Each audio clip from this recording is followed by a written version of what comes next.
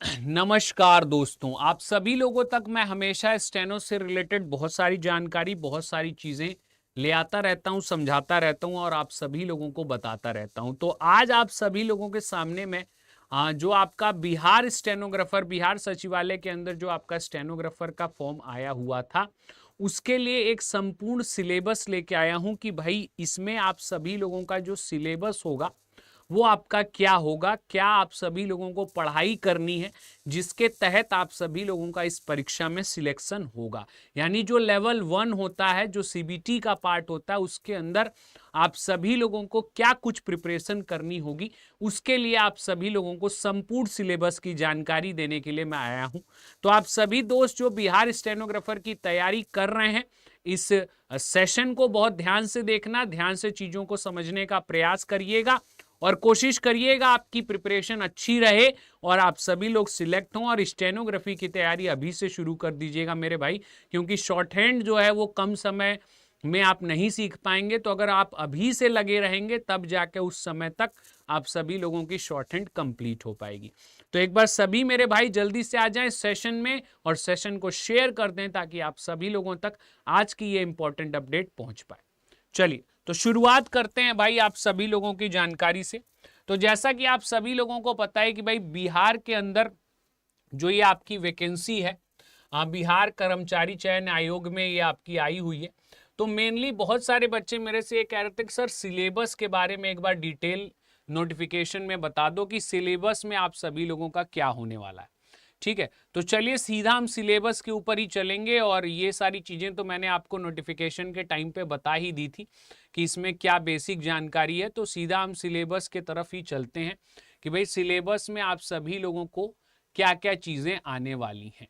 ठीक है, अब देखिए यहाँ पे आप सभी लोगों का जो है पाठ्यक्रम, लिखित परीक्षा का पाठ्यक्रम निम्न प्रकार से होगा। तो जो आपकी लिखित परीक्षा होने वाली है, जो आपका पहला लेवल होने वाला है, उसमें आप सभी लोगों का ये सभी पाठ्यक्रम जो है वो आपका आएगा। तो एक बार इसको डिटेल में समझने का प्रयास करिएगा। इन्हीं सब चीज़ों की आप लोगों को प्रिपरेशन करनी है, तैयारी करनी है, ताकि आप सभी लोग जो है लेवल 1 को क्लियर करके और स्टेनोग्राफर वाले लेवल में पहुंच पाए। ठीक है, तो इसमें एक बार डिटेल से सभी चीज़ों को समझने का प्रयास करेंगे। तो यहाँ पे सबसे पहला खंड का यानी सामान्य अध्ययन है। तो सामान्य अध्ययन के अंदर आप सभी लोगों की कौन कौन सी चीजें आ जाएंगी। तो यहाँ पे इसमें प्रश्नों का उद्देश्य अभ्यर्थी को वातावरण, सामान्य घटनाओं और दिन प्रतिदिन की घटनाओं से सूक्ष्म अवलोकन, ठीक है, सूक्ष्म अवलोकन से सहित ये सभी चीजें आपकी होंगी। इसमें आप सभी लोगों को जो है यहाँ पे जो है ये सभी चीजों के बारे में जानकारी आप लोगों को जो है होनी चाहिए। फिर आपका जो है समसामयिक विषय में आपको वैज्ञानिक प्रगति के बारे में, राष्ट्रीय और अंतर्राष्ट्रीय पुरस्कार के बारे में पता होना चाहिए, भारतीय भाषाओं के बारे में, पुस्तक, लिपि, राजधानी के बारे में, मुद्रा, खेल, खिलाड़ी, महत्वपूर्ण घटनाएं। तो ये आपका समसामयिक विषय में ये सारी चीजें हैं। और सामान्य अध्ययन में आप सभी लोगों को बता दिया गया कि ये सभी आपके जो है सोशल वर्क, जो सोशल समाज आपका होता है, उसके अंतर्गत जो चीजें हैं वो आप सभी लोगों को जानकारी आप लोगों को रखनी पड़ेंगी। ठीक है, फिर अगले पार्ट में बात करें भारत और उसके पड़ोसी देश। अगला जो आपका जो होगा पार्ट इसके अंदर, उसमें आप सभी लोगों को क्या करना पड़ेगा।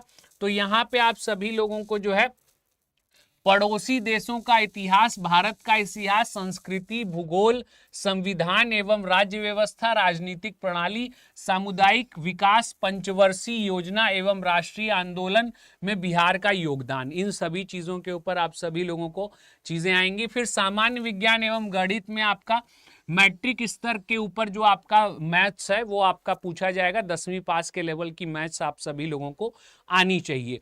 फिर इसमें आपका सामान्य विज्ञान के अंदर भौतिक शास्त्र, रसायन शास्त्र, जीव विज्ञान, भूगोल एवं कंप्यूटर की बेसिक वर्ड्स। ठीक है, तो ये सभी चीजें आप सभी लोगों को सामान्य विज्ञान के अंदर आनी चाहिए।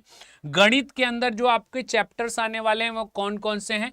तो भाई संख्या पद्धति से संबंधित प्रश्न होंगे, पूर्ण संख्याओं का अभिकलन से संबंध होगा, 10 दशमलव और भिन्न संख्याओं के बीच परस्पर संबंध, मूलभूत अंक गणित, संक्रियाएं, प्रतिशत, अनुपात तथा समान अनुपात, औसत ब्याज एवं लाभ और हानि।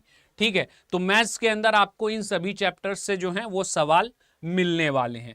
फिर आगे बात करते हैं, आगे खंड ग आप सभी लोगों का आएगा मानसिक क्षमता का जांच।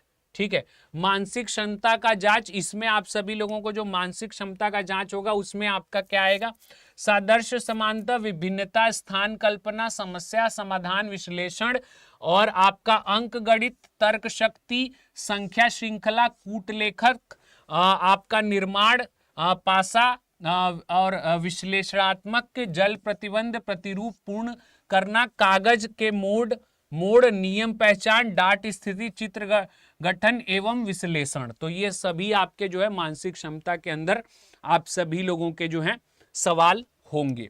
फिर आगे बढ़ते हैं, व्यवहारिक जांच परीक्षा, जो आप सभी लोगों का जो है स्टेनो की परीक्षा होने वाली है। जो लेवल 1 था वो यहीं तक था, लेवल 1 के अंदर आपका ये सभी पार्ट आने वाला था। इसके बाद लेवल 2 में आप आ जाएंगे, तो लेवल 2 के अंदर आप सभी लोगों को जो है जो स्टेनो का जो टेस्ट होगा उसमें आप सभी लोगों को जो आपका अंग्रेजी वाला स्टेनो का टेस्ट होगा उसमें आप लोगों को 80 शब्द प्रति मिनट लिखना पड़ेगा, और आप सभी लोगों को 80 शब्द प्रति मिनट के हिसाब से 4 मिनट तक डिक्टेशन बोली जाएगी, यानी टोटल 320 वर्ड बोले जाएंगे। ये 320 वर्ड सबसे पहले आप लोगों को स्टेनो में, इंग्लिश स्टेनो में लिखना पड़ेगा, और फिर इसको आपको टाइप करने के लिए जो है 20 मिनट का समय दिया जाएगा। ठीक है, आप सभी लोगों को जो है 20 मिनट का समय दिया जाएगा, जिसमें कि आप सभी लोगों को इसको टाइप करना पड़ेगा। फिर अगर आप हिंदी स्टेनो की बात करते हैं